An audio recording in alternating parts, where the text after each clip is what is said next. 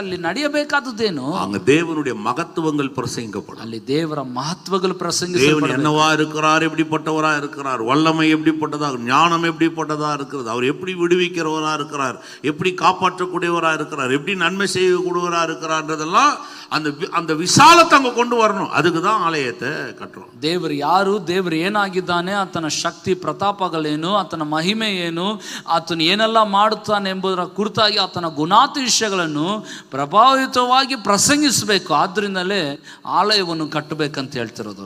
எதை பேர் விளங்குது? ಎಷ್ಟು ಜನಕ್ಕೆ ಅರ್ಥ ಆಗ್ತಿದೆ? அதான் பாருங்க, ஆலயத்தை கர்த்தர் ஏன் கட்ட சொல்றாருன்னா அவருக்காக இல்லை, நமக்காக.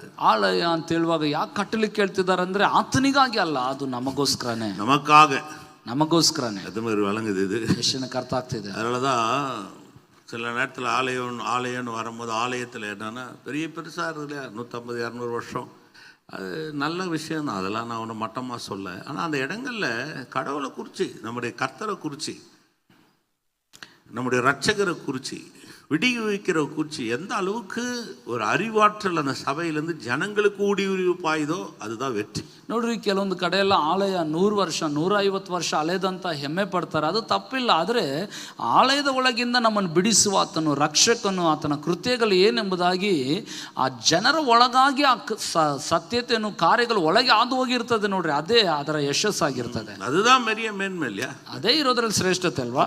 ஒரு ஆலயத்தின் அந்த ஒரு ஆலயம்னு வரும்போது அங்க தேவனுடைய ஒரு மகத்துவத்தை அறியக்கூடிய, ஒரு தேவனுடைய மகிமைகளை ಜನங்க அறிந்து கொள்ளக்கூடிய ஒரு இடமா வரணும். ಆದ್ರಿಂದಲೇ ಆಲಯ ಅಂತ ಹೇಳುವಾಗ ಜನರು ದೇವರ ಒಂದು ಮಹಿಮೆ ಮಹತ್ವಗಳನ್ನು ತಿಳಿದು ಗ್ರಹಿಸತಕ್ಕ ಸ್ಥಳವಾಗಿ ಆತ ಇರಬೇಕು.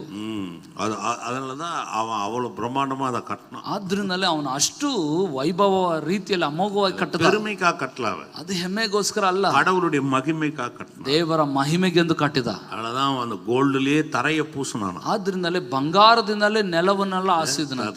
செவுரெல்லாம் தங்கமா, ಗೋಡೆ ಎಲ್ಲ ಬಂಗಾರವಂತೆ. எப்படி இருக்கும் நீங்க நினைச்சு பாருங்க. ಹೇಗಿರ್ಬೇಕು? எல்லாம் தங்கத்துல பூசு வேலை பண்ணி, கோல்டெல்லாம் பூசு வேலை பண்ணி அந்த சபை எப்படி என்ன மாதிரி ஒரு பிரம்மாண்டம் அமைஞ்சிருக்கும் கொஞ்சம் யோசித்து பாருங்க. ಗೋಡೆ ಎಲ್ಲ ಬಂಗಾರದಿಂದ ಒದಿಸಿ, ನೆಲವೆಲ್ಲ ಬಂಗಾರದಿಂದ ಒದಿಸಿದ್ರೆ ಆಲಯ ಎಷ್ಟು ಅಮೋಘವಾಗಿರ್ಬೇಕು ಯೋಚನೆ. அதை ஏன் அப்படி விரிவா காட்டுறோம்னா, என் தேவன் மகா பெரியவர், அவர் ஈடிணையானது ஒன்றுமே இல்லைன்றதை காட்டுறோம். ಏನ್ ತೋರಿಸ್ತಾನೆ? ನನ್ನ ದೇವರು ಮಹಾ ಅತ್ಯುನ್ನತನು, ಆತನಿಗೆ ಸರಿಸಾಟಿ ಸಮಾನ ಯಾವುದಿಲ್ಲ ಅಂತ ತೋರಿಸ್ತಾನೆ. ಆಸ್ತಿಗ್ನಾ ಸ್ವಲ್ಪ பொன் தகட்டால் மூடினானா எல்லாத்தையும். ವಾಕ್ಯ ಹೇಳ್ತದೆ, ಬಂಗಾರದ ತಗಡಿಂದ ಎಲ್ಲವನ್ನು ಮುಚ್ಚಿದನಂತೆ. பொன் தகட்டால மூடினானா, ಬಂಗಾರದ ತಗಟು. அப்போ ஆலயத்தின் மேல ஒரு வைராகியம் வருதுன்னா கடவுள் அப்படிப்பட்டவர். அதனால தான்